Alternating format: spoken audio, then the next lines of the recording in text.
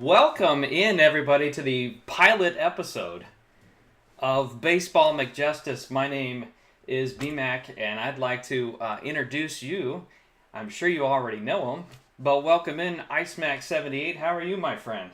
What's going on, B-Mac? What is going on? This is a lot of fun, and I tell you what, guys, we have been planning to do something like this for the better part of a month, and Ice and I and a third member of our team that we hope will be able to bring in within a month or so. I'm not gonna kind of leave his name on the down low for now, but this has been a lot of fun, and I'm very happy to do something like this. First of all, because I know he's in the chat. Thank you, Graphics, for this fantastic design. He's done this in probably 24 hours, wouldn't you say, Ice? Yeah. Unbelievable. Really cool stuff. As you see, we've got the Seattle skyline behind me. We've got some Kyle Seager. We got some Reese Hoskins on his side. I got to point the right direction. Welcome in. Yes, Graphics. Thank you, and he is in chat. So thank you very much. A big thank you. If anybody needs any type of graphics work done, right off the top, just a major thank you to Graphics. Anything you want to add to that? Nah, it's definitely very quick with everything, always on point with it. I would definitely recommend anybody that needs graphics done To give him a Don't- shout. His, Yep. his Twitter handle is the same as what you see in the Twitch chat. So tonight's format, I want to start by giving you a little bit of an overview about what we want to do tonight. This is going to be something that we're going to try to do every Friday night about 6 o'clock Pacific time, 9 o'clock for those of you on the East Coast, 8 o'clock if you're in Houston, Val. Uh, and we're going to try to talk about baseball. This is the pilot episode of Baseball MacJustice. And tonight we're going to mostly cover the Hall of Fame voting. We're going to talk about who got in, and we're going to go over each of the four guys who got in, and then we're going to talk about the top couple guys who didn't get in, and we're going to hopefully go a little bit over what next year's ballot might look like. And then we got a segment called Around the Horn, which we're going to kind of use. There isn't really anything scripted in that section. Really, that is kind of picking up and catching up with anything that we might have missed, wrapping up the show, potentially talking a little bit about how it might impact MLB The Show 18, because that is going to be another major focus of what we do here at Baseball MacJustice. Anything to add there, Ice? No, that's about it. Okay, all right. Well, we're gonna move right on then, and give you a little bit of insight as to who we are. Where is the Hall of Fame located? Question number one. It's in Cooperstown, New York.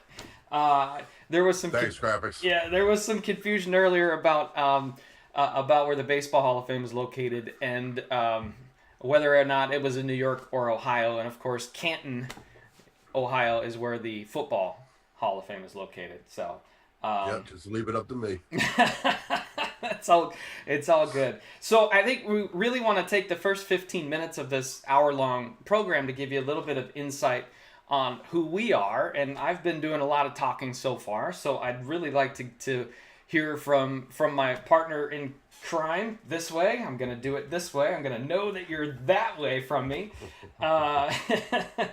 And give us a little bit of insight on your background in baseball and personal life, anything that you're comfortable sharing with the folks here.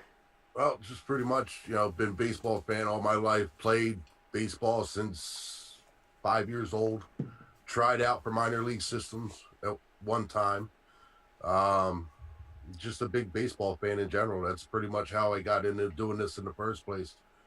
Road to the show, especially with MLB The Show, was my biggest thing with playing this game, and it's just continued into doing the the Diamond Dynasty and stuff like that. But other than that, that's about it. Okay. All right. I want to make sure that your volume gets up a little bit because we had a question saying if we could turn you up. So. Well, it doesn't help that I have a lower voice than most people. So, All right. All right. Um, what were some of your personal highlights in terms of baseball, and then we'll kind of get into a little bit more of the streaming side of things.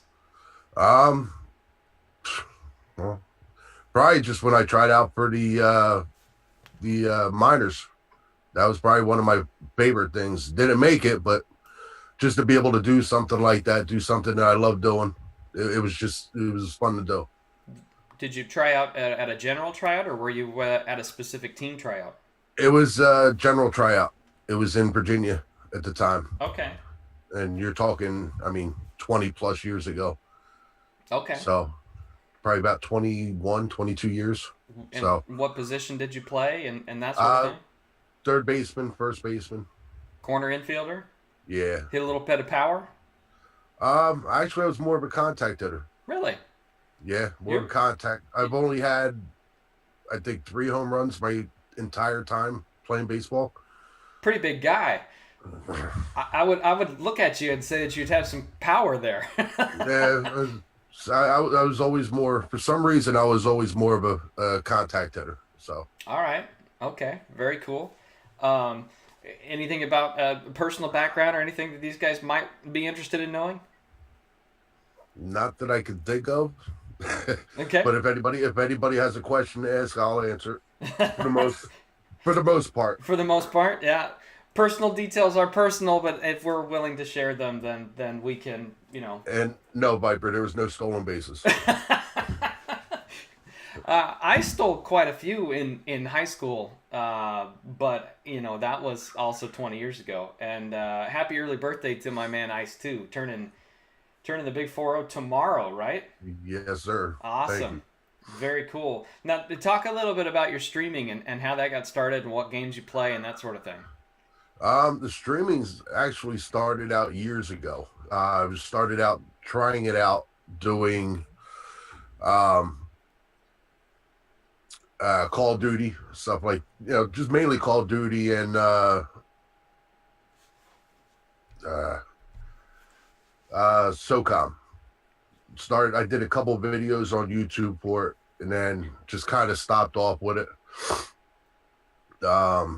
Really haven't played much of those types of games since then, and then started, about 2 years ago, year and a half ago, I just picked up playing playing MLB on Twitch since the new feature with the PlayStation, with the Nice. streaming and everything. So Nice, very cool. So a little bit, I suppose I'll share some of my background since I got to do that. I'm still a couple years shy of 40, but not very far, maybe 18 months or so. And man, we've had a heck of a past year with the streaming. We've been in a spot where MLB The Show 17 was kind of the stage for what I've done on this particular platform. By the way, right underneath the individual channel, I know you guys are on my channel for now, but over at Ice's, IceMac78 is his Twitch channel. Please go give him a follow if you haven't already. And I believe that the Twitter handles are the same on both of Yep. us. Right? you should be. Okay. Awesome. Cool. Very good. I played a little bit of MLB 16, and I did it mostly for the mostly just directly off the PlayStation, and didn't have any type of a face cam, any type of thing like that. And then I was in a point last spring where I found myself kind of reorganized out of a job, and I've never looked at this particular platform as a job. It's always been a hobby and still continues to be that way. But man, has it been fun the past year. I've got about 30 years of personal baseball experience. I never played beyond the high school level myself, other than playing in adult recreational leagues. But I mean, it wasn't beer league softball. It was recreational in quotes. But there were still guys who'd throw at people and guys that would slide in hard at second base and break up double plays. And I did that for a number of years.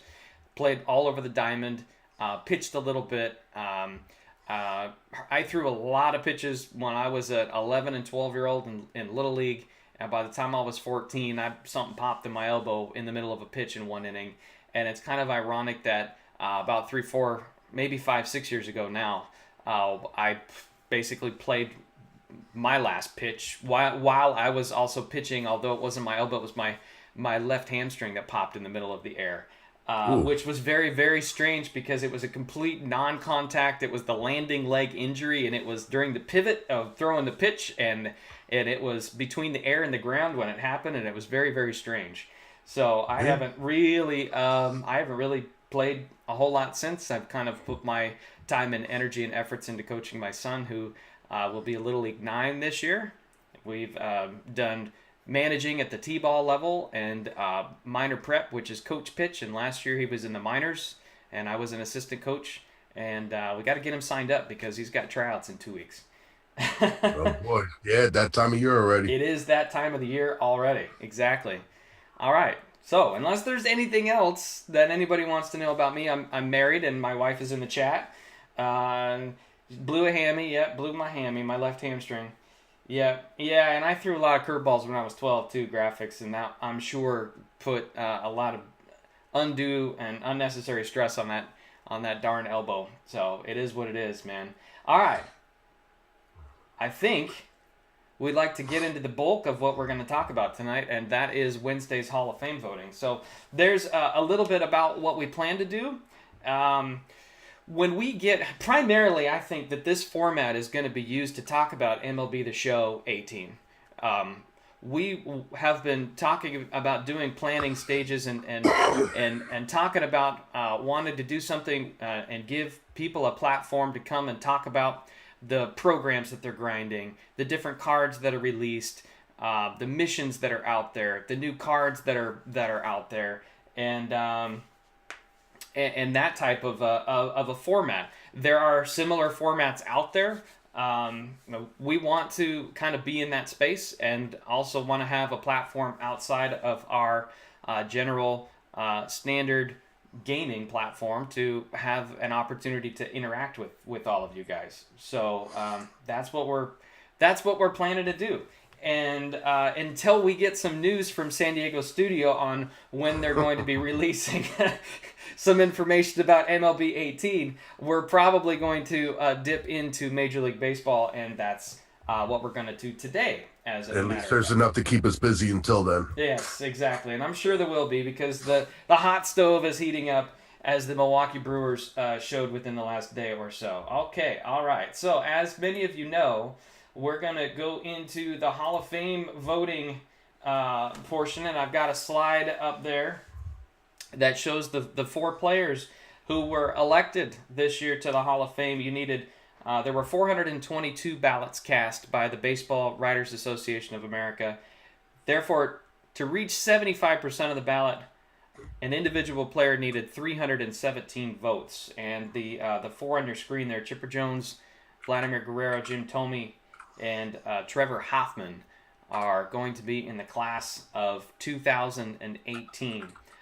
Chipper at 97.2%. He was named on 410 ballots. If you can believe it or not, there were 12 people. There were 12 ballots that did not have Chipper Jones' name on it. Vladimir Guerrero just a shade under 400. And then Thome and Hoffman were pretty good too. Guerrero and Hoffman were part of last year's class that almost got in, but fell just a little bit short. So, yep. Any comments, Ice, on the 4 who made in it? We're going to break them down individually here in a minute. Well, I mean, as far as Chipper and Thome, I thought those guys would pretty much be guaranteed first ballot, or at least get in a lot faster than them. Certain other people that have been waiting to get in. Okay. All right. So we'll go ahead and pop these names down and go right to Mr. Larry Jones. There he is, right there, Mr. Larry. Chipper Jones is only. Can you believe this? He's only the second first overall draft pick to wind up in the National Baseball Hall of Fame. Any guesses as to who the first one was? No. Junior Ken Griffey Jr. was the very first number 1 overall draft pick. See, I didn't know that.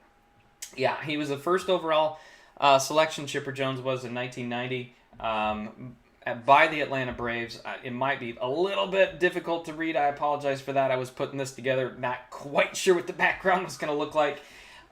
Chipper won the 1999 National League MVP award. He batted .364 to take home the 2008 National League batting title. An 8-time All-Star, 2-time Silver Slugger award, 19 years in Major League Baseball, all of them with the Atlanta Braves, and a career WAR that's wins above replacement of 85, which is absolutely insane.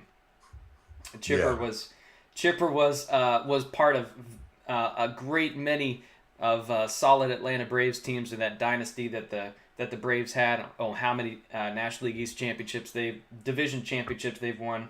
Well, yeah, I mean, just think about all the people they had on that team. Exactly. When he was doing that. Yeah, go ahead. So, Terry Pendleton is another one. Now I'm starting to forget names. Otis Nixon. They had a lot of good people on that team, and for him to stick out as much as he did in that era is just unbelievable. And again, that's why I feel he was a no-brainer. Yeah, not to mention the pitching staff of Greg Maddux and Tom Glavine and McGriff, John Smoltz and Fred McGriff, exactly, and he was right in the middle of. Thank you. The pizza's here. Where's my pizza? Yeah, you're in Philly. I'm in Seattle area. You're a little ways away. Even David Justice. David Justice. It's true. And just the names. Mm-hmm. It's just unbelievable. Yeah, they did a fantastic job there in Atlanta for a number of years, and this guy was definitely one of the best position players of that era. Very deserving first ballot selection. And, what was it, 97.2%, I think. Only 12 ballots returned without Chipper's name on them. So, very, very impressive for Chipper. All right. We're moving on. We're gonna hit up Vladimir Guerrero. If we could get that little photo of him. There he is. There's Vladdy. Question number 2 for BMAC. What type of pizza did you order? I'm not entirely sure, actually. My wife went and got a take and bake, and she brought it home. But I think there's a vegetarian option. Hopefully it's half and half. That's my hope. All right, here's Vladdy. And I'm not sure if you can see the numbers here, but Vladdy's a 9-time All-Star, a 2004 American League MVP, 8-time Silver Slugger Award winner, a career .318 hitter who had 477 career doubles. And listen to the 2002 stats line that he put up with the Montreal Expos. Damn near a 40-40 season. And he actually fell short by one on the home run side rather than the stolen base side. He batted .336 in 2002 with Montreal with 39 home runs and 40 stolen base. He was caught 20 times, which was also a league high that year. But 40 out of 60 is still 66%. That's like trying to get me to steal second. And I think the really interesting piece here, and probably the one to have a conversation about is Vladimir Guerrero made the decision to go in as the first Angel in the Hall of Fame rather than Montreal Expo. See, that I did not know he did that. Yeah, he did. He made that announcement yesterday when they had the press conference. Interesting. He spent one fewer year with the Angels. The numbers were about the same. His MVP season did come with the Angels, and wow. His comment was translated. It basically said that he appreciates the time that he spent in Montreal. They taught him a lot of things. So when he went over to the Angels organization, he enjoyed playing for a winner. Now you take that for what it's worth, but that's kind of what he said. Yeah, that's a little bit of a hurt piece. Little bit. But yeah, I mean, another solid all-around player. numbers as far as stolen bases. I never realized he stole that many stolen bases, or Yeah, he's yeah. gotten that many stolen bases. So for somebody that was more considered a power hitter, that's surprising. Vladimir was not Russian Lord Vader. He was Dominican, I think. Yeah, Please tell me that's right. I believe he was. I believe he's the first Dominican-born position player elected into the Hall of Fame. Yes, Dominican Republic. Okay, thank you. He's the first Dominican-born position player to be inducted into the Hall of Fame. Yes, JL. Vlad definitely had a gun. Yes, that was a point that I wanted to bring up too. That from right field he could throw it on a dot to third base. He was Yeah. absolutely amazing. Had a cannon from right field. That's one of the lasting images I have in my mind. A quick story here about an opportunity I had to pick Jamie Moyer when he was on the Hall of Fame ballot this year too. Unfortunately, didn't get enough votes. He's going to be dropping off the ballot just barely.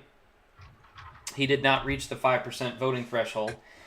Yeah, which is unfortunate. It is. It is. I think Jamie Moyer is going to go into the Seattle Mariners Team Hall of Fame. I just don't necessarily think that he's a Hall of that type of a caliber pitcher. He was never dominant. We could talk about Jamie and his credentials at another time. We could do that another time. But I had an opportunity based on my my background as a journalist. I spent almost 17 years in that business, and a good portion of it was as a sports writer, although most of it was covering high schools and the local scene. I did get the occasional opportunity to go do some professional level stuff, Major League Baseball, National Football League, that sort of thing. Very, very seldom. I don't want to oversell this experience. But 2006, I got an opportunity with the newspaper that I was working for to go cover spring training for about a week for the Mariners, specifically for the Mariners. And I got about 30 minutes. I wanted 10 minutes of Jamie Moyer's time, and he gave me 30. Amazingly nice guy. But at that time, Vladdy was still very much a part of and a very dangerous part of that Angels lineup. And part of the conversation that I was having with Jamie Moyer was about guys like Vladimir Guerrero and how do you approach at bats like that, and how do you get guys like that out. And Jamie Moyer was quite frank when he called Vladimir Guerrero. I'll never forget it because it's just one of these weird things that stick with you. He told me directly that Vladimir Guerrero is the best bad ball hitter that he's ever seen in his life. And by that mean he could hit it from the tops of his shoes to the top bill of his cap, and he could hit it farther than anybody he'd ever seen. There's no question. I mean, how many times have we seen him hit even a home run to where it looked like he was golfing off of the ground? Yeah, I've seen rotating GIF images this week naturally because he's been elected into the Hall of Fame, but he hit a ball into the outfield after it bounced on the ground and came up. Yeah. Yeah.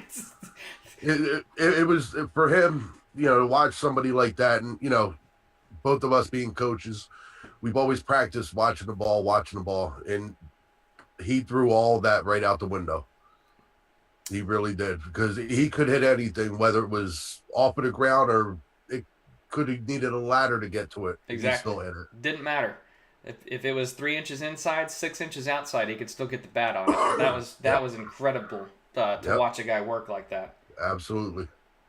All right. So that's Vladdy. The interesting part about him, again, is he's chosen to go in as an Angel and not as a Montreal Expo, like I think a lot of people expected. And I'm shocked with that. I feel for Montreal Expos fans a little bit too, because when I saw that, I saved it, first of all, to talk about tonight. But my first thought was, damn, it would have been nice to have Randy Johnson go in as a Mariner. Because when he was elected, I thought, hey, we're finally going to get our first Mariner. And then there were news stories out there that were suggesting that, well, he had, more Cy Youngs, and he won a World Series with the Arizona Diamondbacks. And, what did he do with Mariners? Well, he won strikeout titles and a Cy Young in Seattle and kind of learned how to pitch after the Mariners got him in trade from Montreal, as a matter of fact.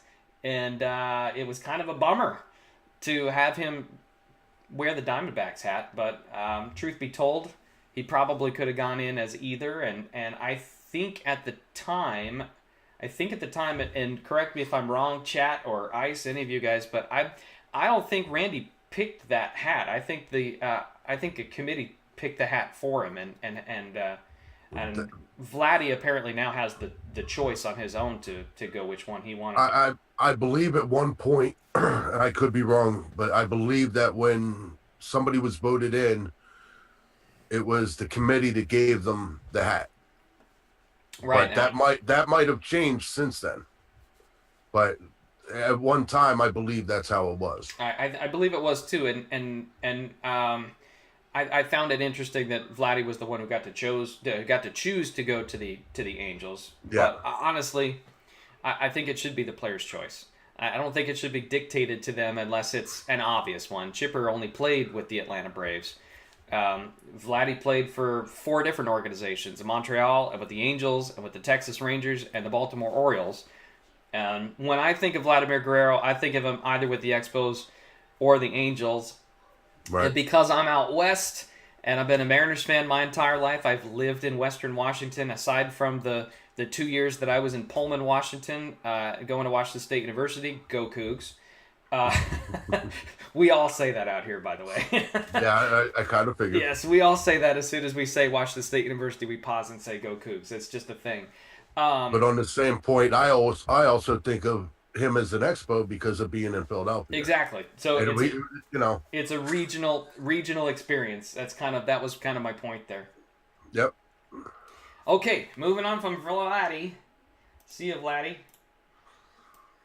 Now we got a guy who just had pure power. Oh no. All right, hang on 1 second. There we go. My little text box didn't really want to follow me very well right there. All right, there's Jim Thome. And I love how you have him up there as a Philly. As a Philly? Yeah, well, that was the easiest one that I found, to be honest. Although I do believe he's going in as an Indian.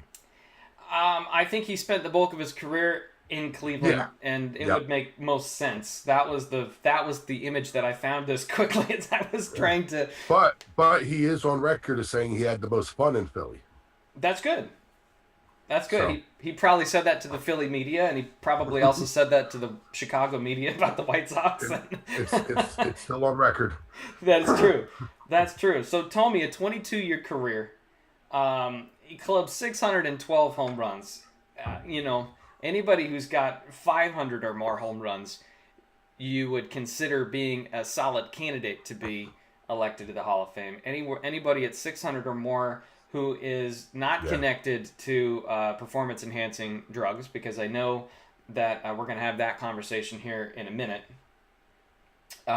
12 seasons, 12 separate seasons, Jim Thome had 30 or more home runs in a given season, and he had 9 seasons where he drove in at least 100. He finished his career one shy of 1,700 RBIs. Amazing career, a 5-time All-Star, a Silver Slugger, and just one of the biggest and brightest smiles that you could ever ask for on a baseball field. What are your thoughts thoughts on Big Jim? Thome was easily somebody you could always tell he was having fun playing the game. No matter what he was doing, if he was slumping or if he was raking the cover off the ball, he always had a smile on his face because he was enjoying what he was doing. We've had the lovely chance of having him out here for about 4 years, I think it was. And I'll tell you what, he's probably one of the better fielding first basemen that I've seen in a while also, besides being able to hit the ball. And he's not necessarily known for that. I mean, when I think Jim Thome, I don't think glove. I think left-handed bat with an open stance and a ball that's hit 450 feet down the right field line. Yeah, I have not seen him miss many balls thrown to him, any balls, anything that was hit to him. He looked like a vacuum over at first base most of the time. So, besides his power, which is obvious, and his fielding, I think he was easily an easy choice.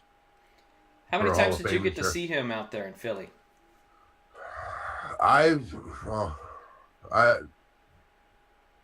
more than I can count on two hands.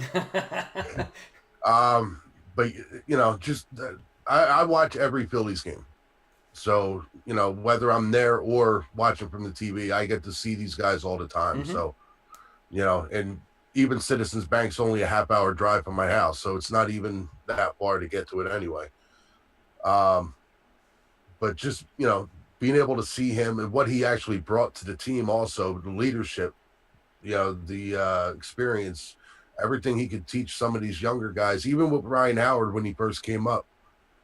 It was nice to have him out here. He was definitely one of the better ball players we've had out here for a while.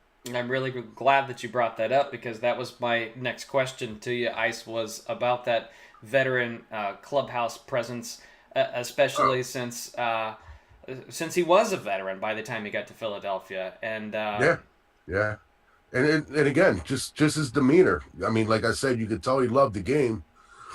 And Charlie Manuel's somebody that's always talked about his hitting. Mm-hmm. He wasn't a 310, 320 hitter, but he was still a hitter. He didn't lead the league in strikeouts when he played. So it was nice to have him around, because he could teach a lot of the younger guys something that some of these kids needed to learn. What was his career batting average, just off the top? I didn't even look that up, and I should have. That's okay.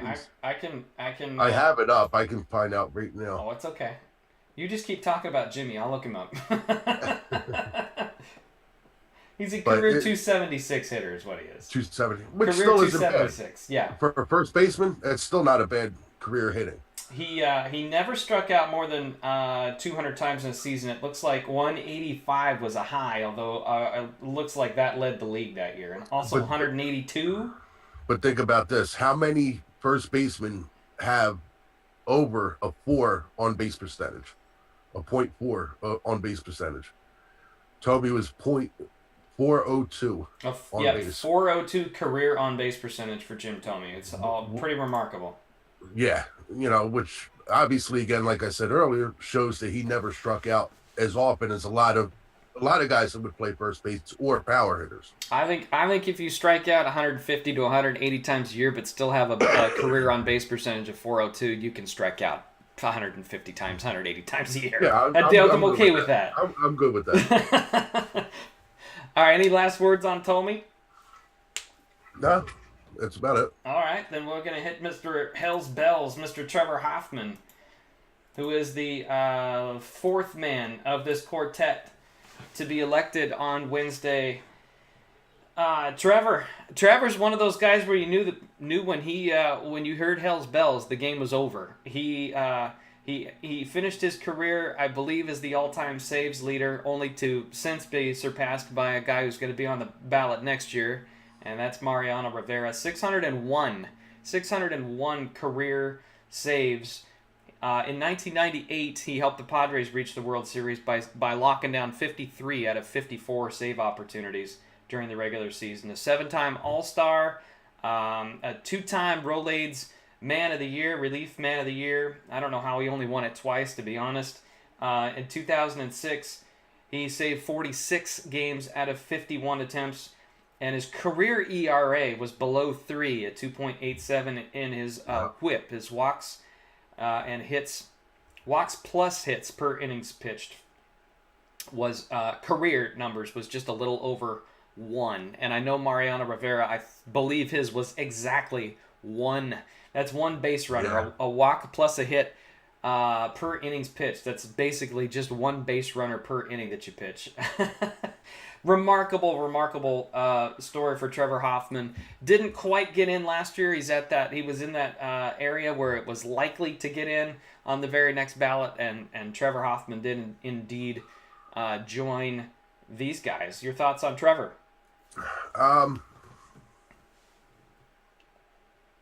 Being able to see him most of his career also, definitely a great reliever, great closer. I still think they could have waited maybe another year or 2 on him. My opinion. I think there's other guys that could have. I think we're more deserving at this point. But being one of the closers, with the numbers that he has, he definitely deserves to be in. You know, the 2.87 ERA, the 0.10 or 1.06 WHIP. You know, it's hard to deny him to be able to get in. You know, even in over 1,000 games, it's a lot of baseball for a reliever or a closer. So, I'd be curious to hear your thoughts on relief pitchers being in the Hall of Fame. The next segment that we're going to touch on is called Swing and a Miss, and we're going to talk specifically about a couple of guys who didn't make it in but have a decent shot to make it in next year. But we've got position players, we've got starting pitchers, and now we're kind of in the era where relief pitchers are specialized, right? The last 20 years, We've seen more middle relief, more setup men, more closers than we ever saw. And they're more of a part of the game now than they were in years past. Mm-hmm. So, your thoughts on a relief pitcher, on a closing pitcher being elected into the Hall? Somebody who was a specialist, but clearly by the numbers, one of the absolute best to ever do it. Yeah, it obviously a lot of it's gonna be by numbers. You know, Pat Bennett. no Pat Shawnster.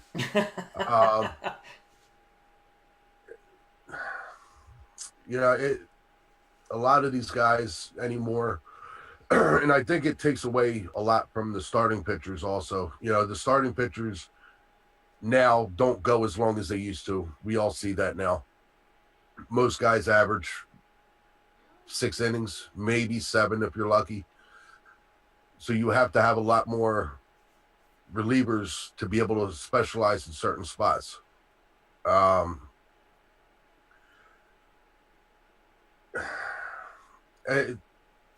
don't know. I suppose the question is it any more of a specialized position than, say, the designated hitter, even though the DH only exists in the American League? Well, it's definitely more of a specialized now. You know, the way they use lefties now compared to the way it used to be. You know, 20 years ago, 30 years ago, you'd see lefties pitch 2-3 innings out of the bullpen if they needed them. Mm-hmm. Now they bring the lefties in just to face lefties. Yeah, they call them loogies. Left-handed one-out guy. And then you have the guys that, you know, the relievers that aren't that great, but they use them for long relief. You know, the stretch-out guys. Yep. Set-up guys, closers. You know, a lot of these guys, I don't like the way they have it now, personally. I think, Vader said it one best way in the chat personally, is they baby the starters now. You know, how many guys years and years ago were going complete games all the time? One good example, not that long ago, which some people should know, Steve Carlton. He used to go constant, and, complete games. But now none of these guys, you rarely see complete games. So I'm not a big fan of the specialized relievers.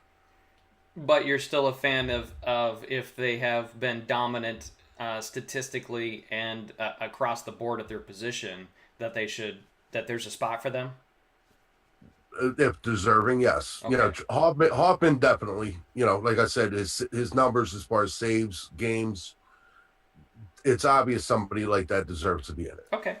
Same thing, even look at future, Mariano Rivera. Yep. Obviously, he's going to be another one, somebody you would look at to put in. Yep. All right. We wrap it up on Trevor and moving on? Yeah, sounds good. Sounds good. Okay, see you, little Mr. Trevor Hoffman. Congratulations. And then we're going to hit one more. We're going to move on to the next segment that we're calling Swing and Miss. These are the guys that were on the 2018 ballot. They've been on ballots previously, but these are the two guys, Edgar Martinez and Mike Mussina, who were closest. Now, I've got a series of other guys who are also on this list, and I didn't have space to put them down there, but I will go ahead and read off the names along with Edgar. Edgar missed the Hall of Fame by 20 votes.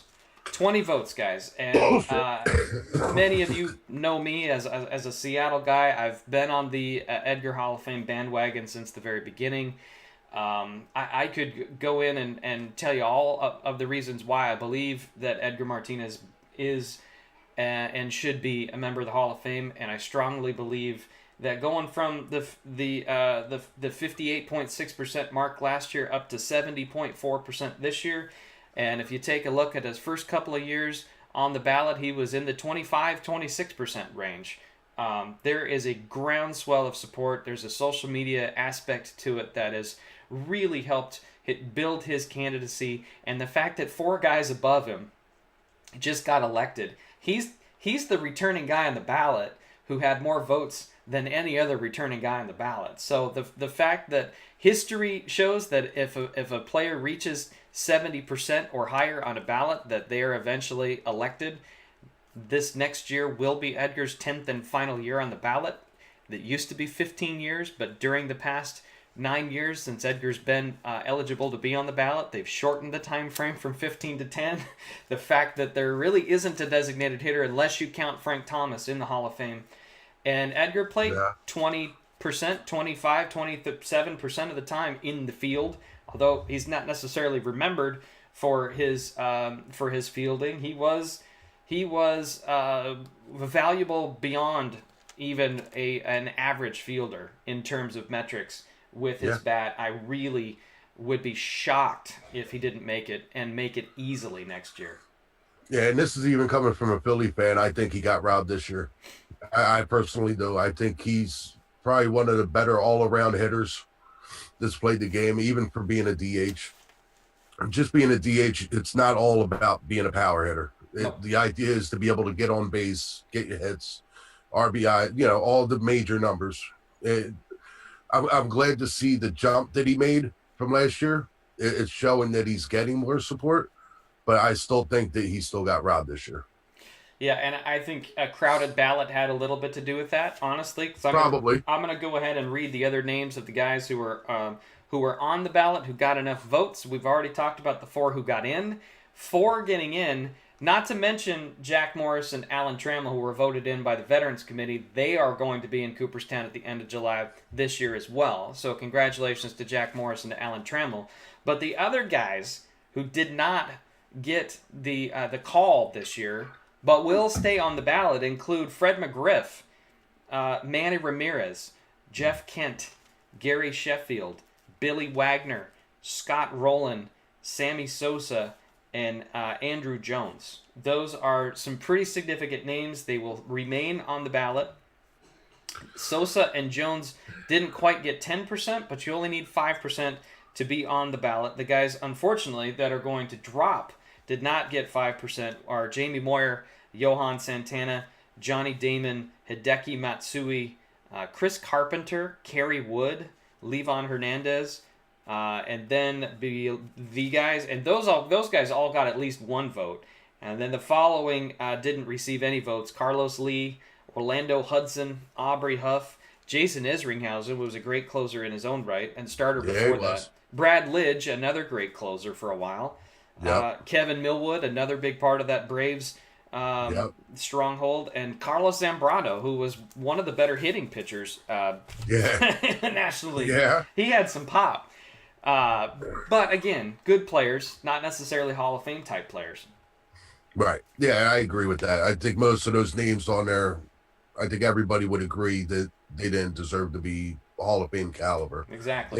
They all had good careers, great careers, but they weren't Hall of Fame careers. And Mike Mussina, I mean, I didn't mention him. His name's been on the screen, but Mike Mussina, 268 votes.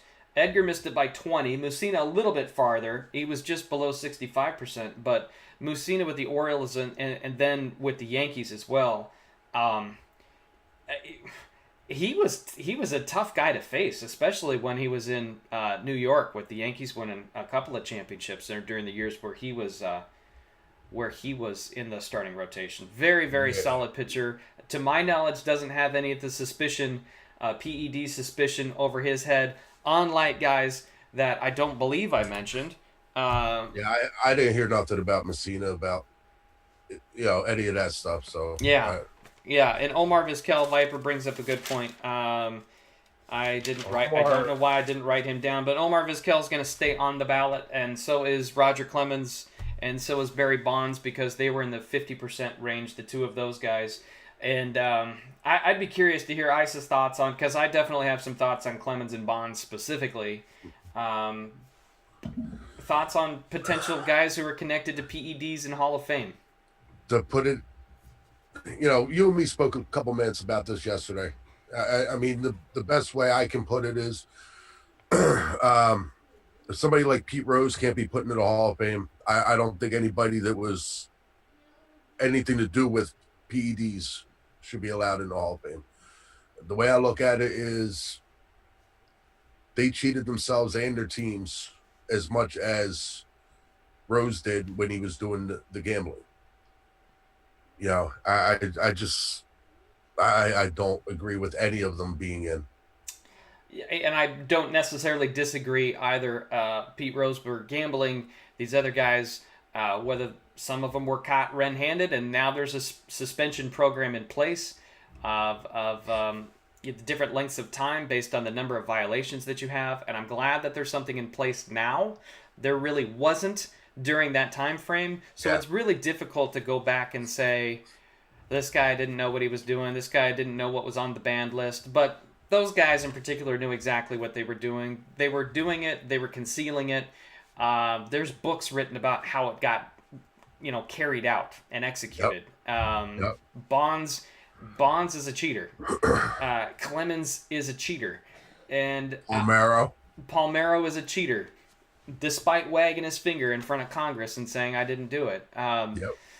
McGuire, what he didn't necessarily take steroids, but he took something that boosted his testosterone called androstenedione, which at the time wasn't necessarily on the banned list, but it is now.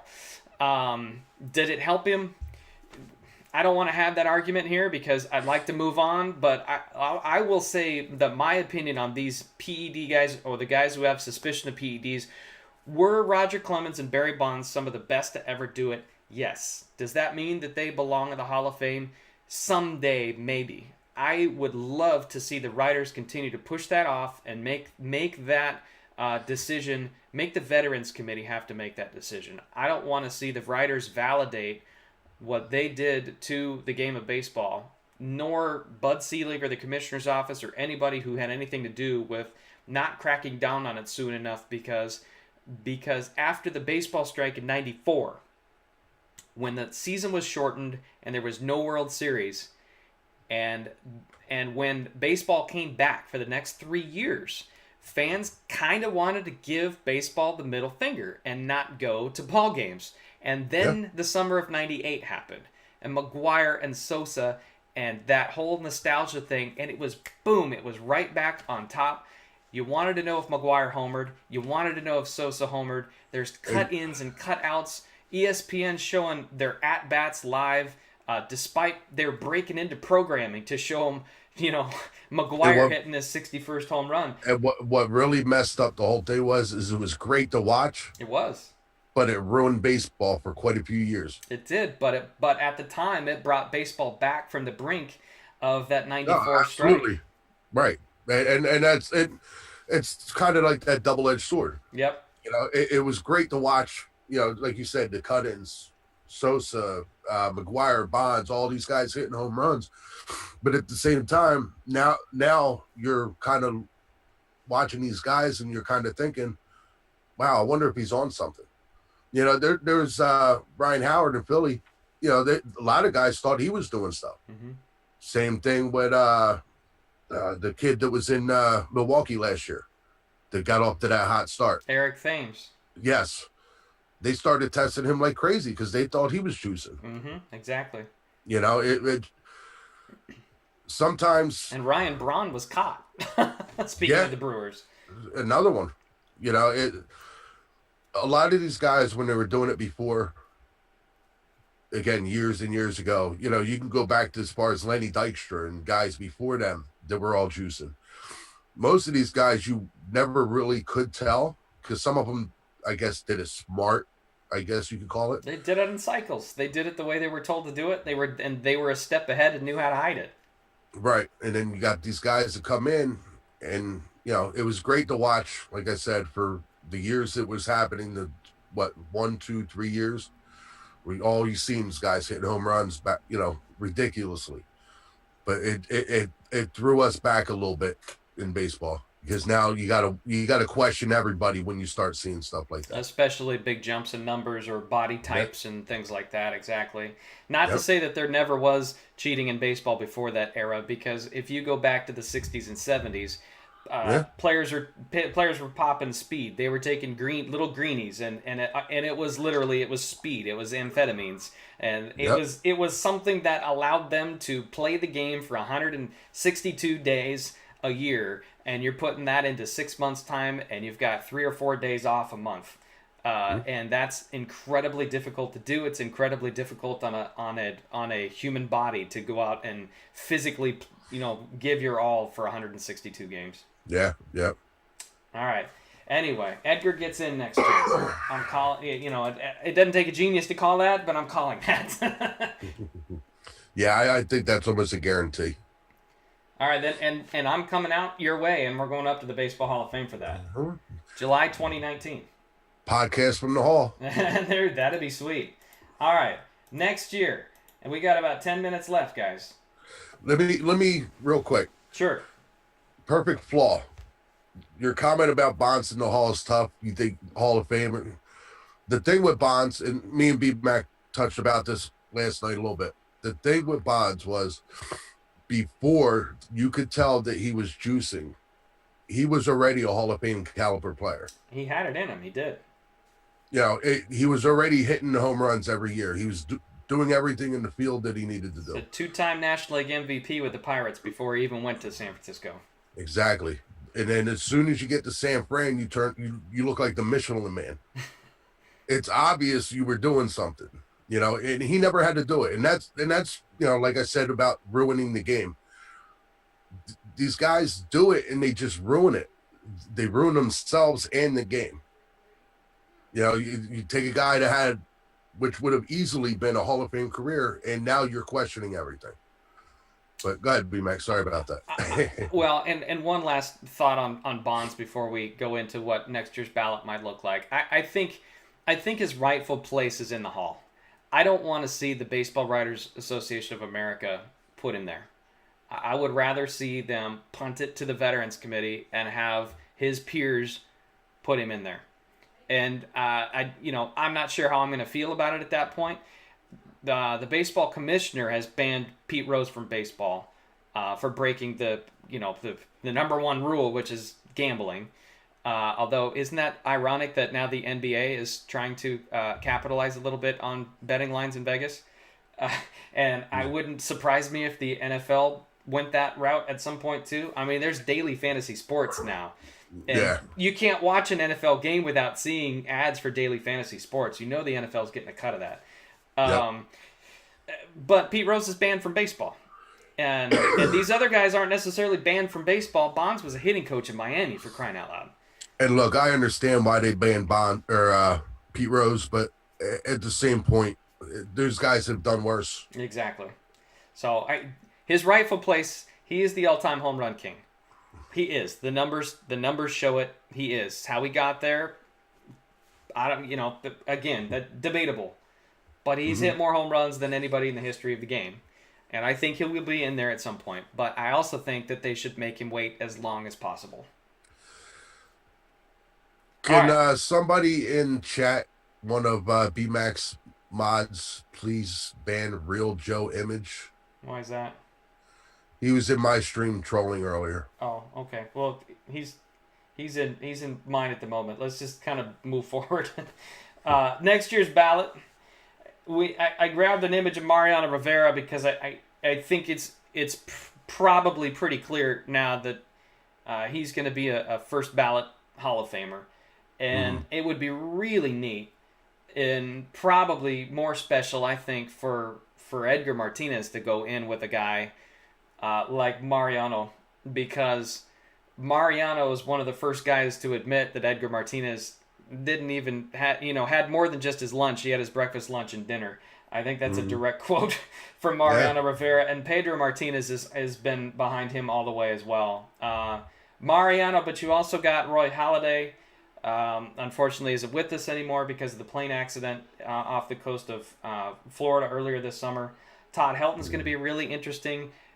Larry Walker, I don't think I mentioned him, but he's also going to be on the ballot. Again, he was one of those guys that had the threshold, Larry Walker. That's why I didn't mention him. I had him on a specific slide that I didn't get a chance to put in. And Andy Pettitte, another one of those guys in the Yankees rotation, like a Mussina, although Pettitte, again, is rumored to be connected to PEDs, so it's going to be really interesting to see how that all shakes out. And another one I didn't see you mention, well, actually two. I have Lance Berkman and Roy Oswalt.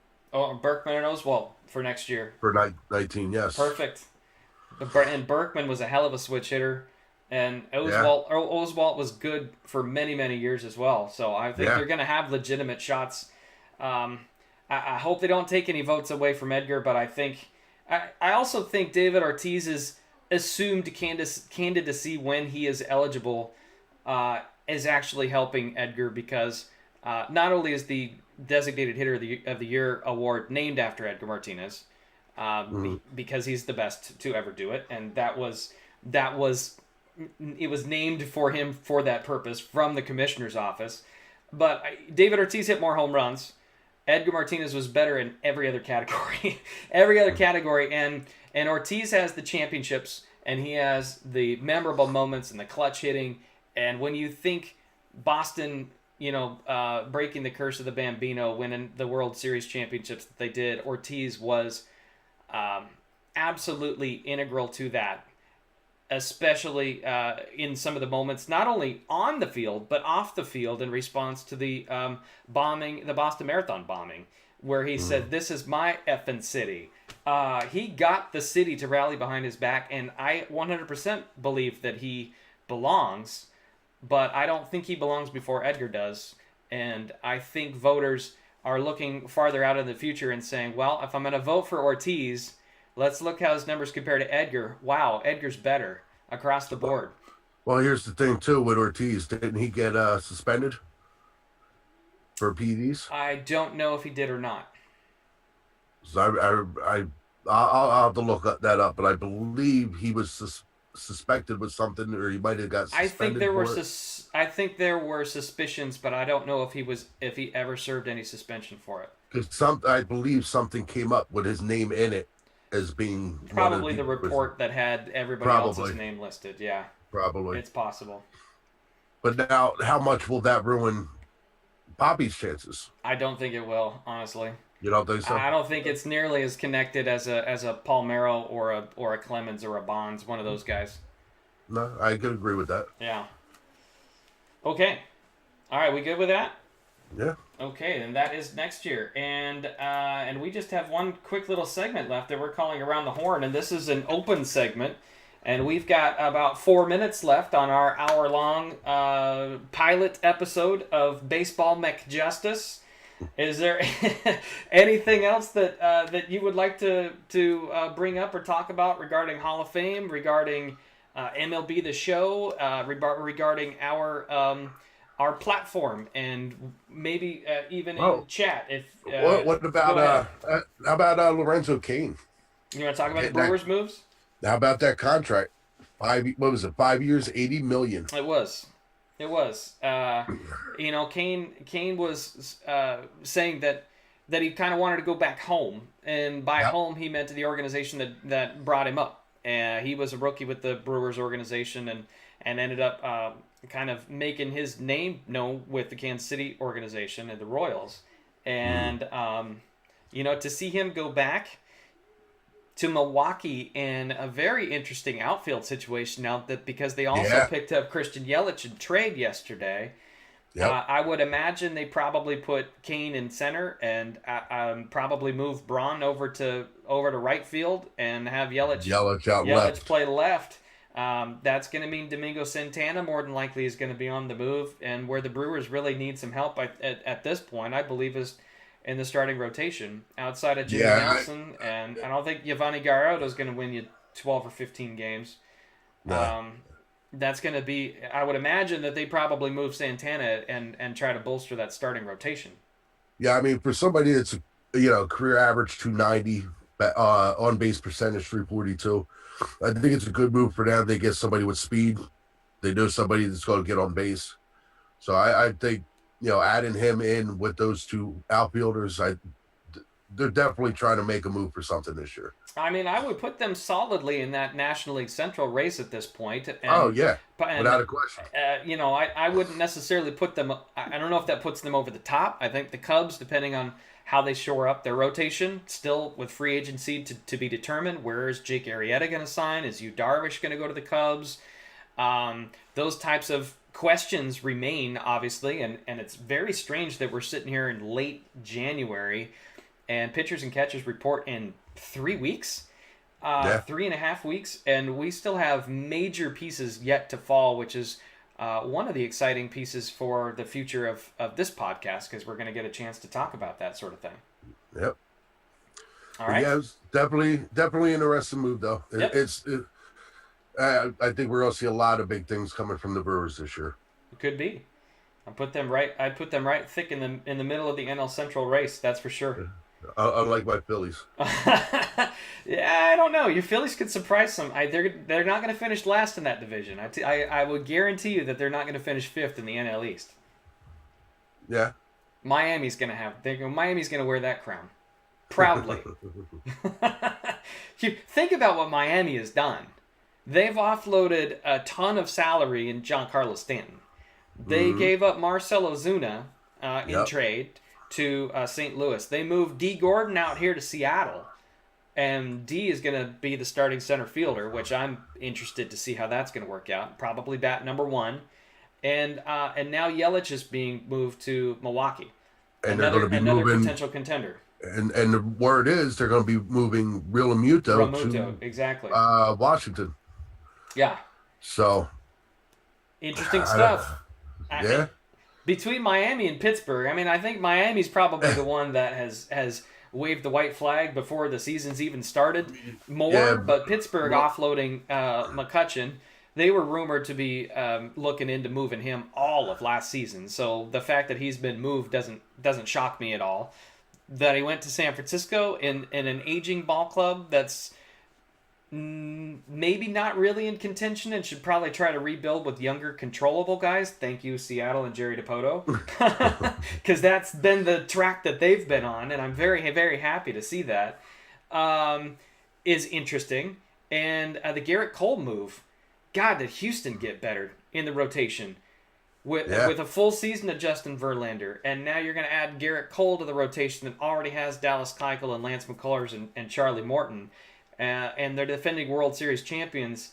The AL West is on notice, and the Angels made the biggest early news of the offseason by getting the highly coveted Shohei Ohtani. Despite what an MRI may or may not have shown a slight strain in the elbow that may lead to Tommy John surgery somewhere down the line. But it's also fairly regular wear and tear for a pitcher of his age, which is, 24, I think? So 23, 24, something like that. Exactly. So, I mean, there are teams this offseason who are quietly making themselves better, and yet we have not heard the landing spots yet for Jake Arrieta and JD Martinez and Yu Darvish and some of those guys. Yeah. The perfect flaw. I haven't heard nothing about Bohr yet. I'm sure he'll be on the move also. Yeah, exactly. So, are we going to bring other people on the podcast? Yeah, I would love to. I would love to have an interview segment at some point. It may not necessarily be a weekly feature, but it may be once a month or twice a month sort of deal. That's what I have envisioned anyway. Yep, I agree. All right, very cool. Well, any final thoughts? No. Awesome. Nothing comes to mind right now. Okay, well, great. Guys, it's been a heck of a lot of fun bringing you this pilot episode of Baseball Mac Justice, BMac, Ice Mac, in the house. We are going to do this every Friday night starting at 6 o'clock Pacific time. That is 9 Eastern, 8 Central. Maybe, just maybe, we'll have some MLB The Show 18 news next week, depending on whether or not they drop some information. Hopefully more than just which bat flip you should vote for. GameStop Mondays are coming up pretty soon. We're at the end of January. Next week is the last. This is the last full week of January. And I would imagine that they're going to start their developer streams pretty soon, which is really the reason why we wanted to start this podcast in January, because I would like to dissect some of that stuff and what it means and how it compares. So, all right. So, for IceMac78, I am BMac Redbeard. Thank you for joining us on Baseball McJustice, and we will see you next Friday night.